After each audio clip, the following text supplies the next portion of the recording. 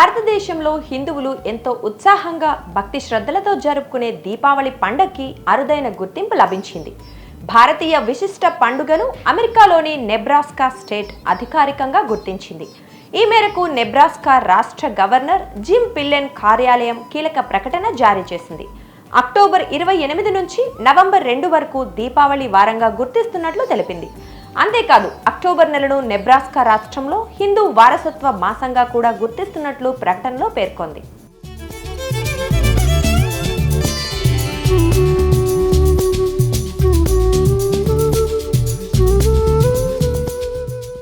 Nebraska state capitol building లింకన్లోని Warner legislative ఛాంబర్లో జరిగిన సమావేశంలో భారతీయ సంస్కృతి, దీపావళి పండుగ ప్రాముఖ్యతపై డాక్టర్ ఫణితేజ్ ఆదిదం మాట్లాడారు. హిందువుల తరపున రాష్ట్ర గవర్నర్ జిమ్ పిల్లెన్కు హృదయపూర్వక ధన్యవాదాలు తెలిపారు.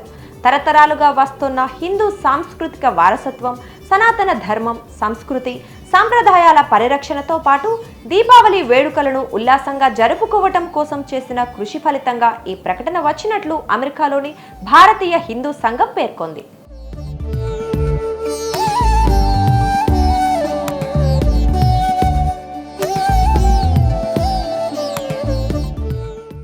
ఈ ప్రకటనతో నెబ్రాస్కా రాష్ట్రంలోని హిందూ సోదరులు అందరూ దీపావళి వేడుకలను, హిందూ వారసత్వ నెల ఉత్సవాలను కుటుంబ సభ్యులు, స్నేహితులతో పాటు కమ్యూనిటీతో ఘనంగా జరుపుకోవాలని హిందూ నాయకులు కోరారు. దీపావళి పండుగకు అధికారికంగా ప్రత్యేక గుర్తింపు తీసుకురావడానికి మల్లికా జయంతి, కొల్లి ప్రసాద్, నవీన్ కంటెం, డాక్టర్ ఫణితేజ్ ఆదిదం, వెంకట్ జయంతి, రాజా కోమటిరెడ్డి, టాటారావు కోసూరి, అనిల్ పోతినేని, తపన్ దాస్, శైలేందర్, అరుణ్ కుమార్ పాండిచ్చేరి, దేవికా పాండిచ్చేరి, మాధవి, పీయూష్ శ్రీవాత్సవ్, ప్రవీణ్ గుమ్మడవల్లి, శ్రీపద్ కాంబ్లే, రామకృష్ణ కిలారు తదితరులు విశేషంగా కృషి చేశారు. అధికారికంగా గుర్తింపు దక్కటంతో కమ్యూనిటీ నాయకులు సంతోషం వ్యక్తం చేశారు.